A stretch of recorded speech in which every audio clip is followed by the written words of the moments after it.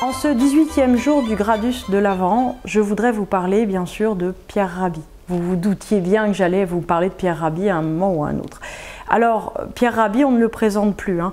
Il est né en 1938 en Algérie. Donc, comme vous savez, c'est un petit garçon qui perd sa maman très jeune et dont le père, qui était ouvrier métallurgique, je crois qu'il était forgeron, en fait ça s'appelle comme ça. Il part travailler à la mine. Et en fait, dans l'esprit de ce petit garçon, donc de Pierre, qui le raconte, on va dire de livre en livre, son père revenait noir, couvert, méconnaissable à chaque fois qu'il remontait de la mine, alors qu'avant, il était comme un dieu au milieu de son atelier. Il forgeait, les gens l'attendaient, il redonnait, on va dire, vie au fer. Et dans l'imaginaire de ce petit garçon, il y a vraiment eu, on va dire, une première étape de qu'est-ce qui se passe en fait quand on rentre dans une espèce d'usine, quand on rentre dans une duplication de sa vie au lieu d'être dans la création. Un petit peu plus tard, Pierre est en fait pris en charge, on va dire adopté, aujourd'hui on pourrait dire parrainé de manière très active par un couple de Français donc, qui l'emmène avec eux en France. Et donc Pierre quitte sa famille, quitte l'Algérie pour venir en France. Donc il ne s'étend pas là-dessus, il n'y a pas encore beaucoup de biographes officiels. Donc ce qu'on sait en tout cas, c'est qu'il a une jeunesse assez tourmentée, qu'il est épris de culture française, de musique, d'art, mais qui finit quelque chose comme ouvrier chez Renault au montage à la chaîne, et qu'au bout d'un certain nombre d'années, une fois qu'il a eu rencontré Michel, sa compagne de toujours, il en a marre, achète une maison dans l'Ardèche, et là, effectivement, on commence à comprendre ce que fait Pierre Rabhi, puisqu'il est en train de remonter une ferme désaffectée dont on lui avait dit qu'il pourrait rien cultiver. Il a 4 enfants, il les élève, mais Pierre est un Gémeaux, donc Pierre, il parle avec les gens autour, il échange, il écrit des livres, il part à l'étranger, il lance un mouvement au début qui ne s'appelait pas le mouvement ni Colibri ni quoi que ce soit, mais qui est un mouvement pour apprendre aux gens à réapprivoiser la terre, à vivre avec le monde. Et de fil en aiguille, il se présente en 2002 aux élections présidentielles.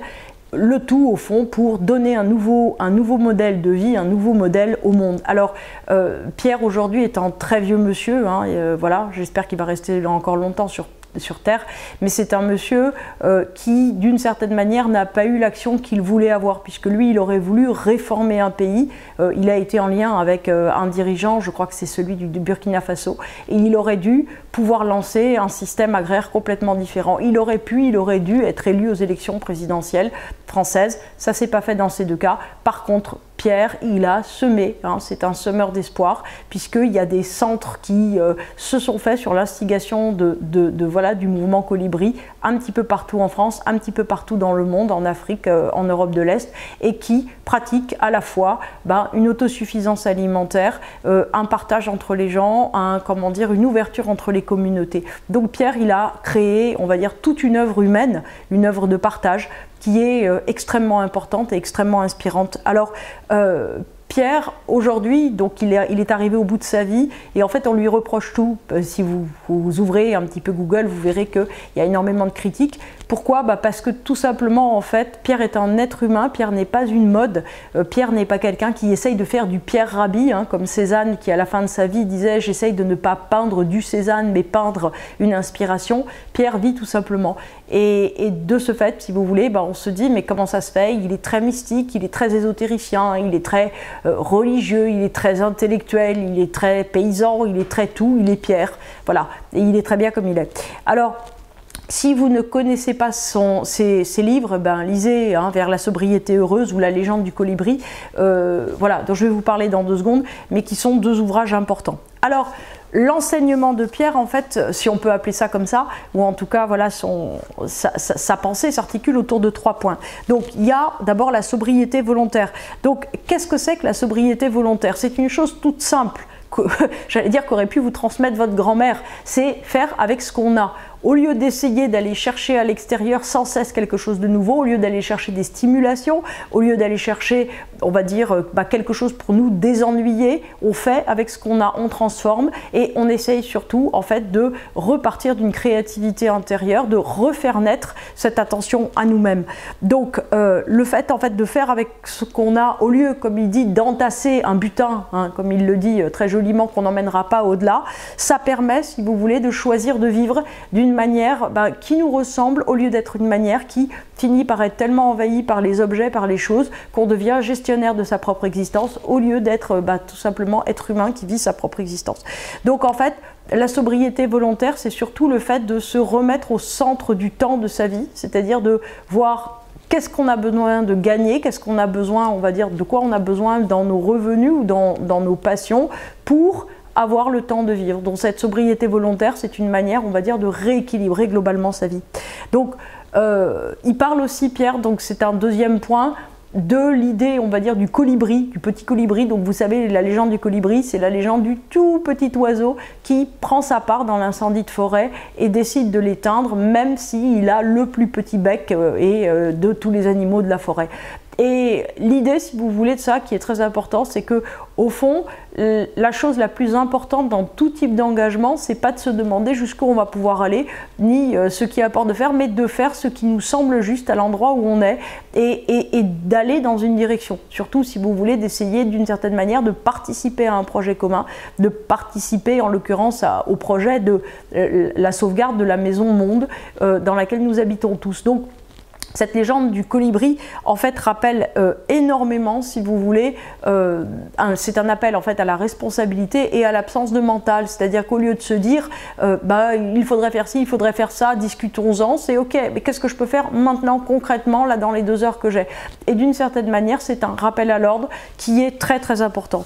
Ce que j'aime beaucoup chez Pierre, en fait, c'est sa cohérence et aussi le fait qu'il est assez rugueux, en fait, comme personnalité. C'est-à-dire que c'est pas du tout quelqu'un qui est là pour vous mettre à l'aise. On a souvent l'impression, en fait, en lisant ces livres, qu'il se moque un peu, des systèmes économiques, des consommateurs, des gens qui se sentent puissants derrière leur caddie, toute image qu'il prend. Et en fait, si vous voulez, à un moment, je pense que c'est un petit aiguillon pour essayer, en fait, de nous réveiller vers une plus grande cohérence personnelle. En fait, sa question fondamentale, je pense que c'est une question de leitmotiv tout au long de ses livres, c'est est-ce qu'on fait vraiment ce qu'on veut ?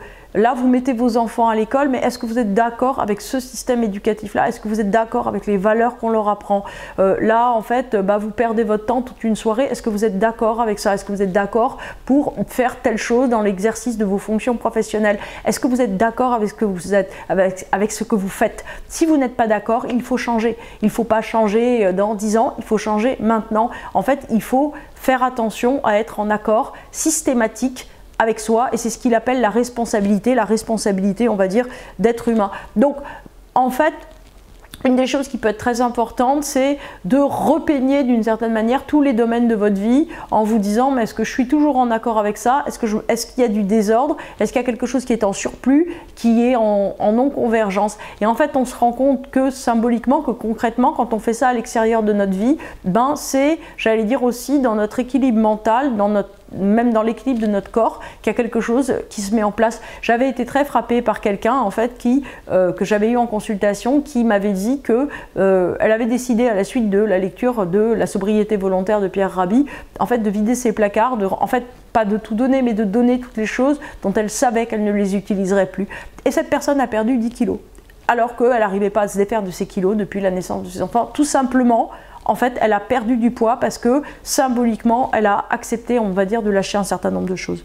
Alors, concrètement, la question de Pierre, c'est combien vous coûtez en fait à la planète? C'est-à-dire que vous êtes en vie, vous prenez des choses, qu'est-ce que vous redonnez? Si vous redonnez que des déchets, en fait, ça va pas.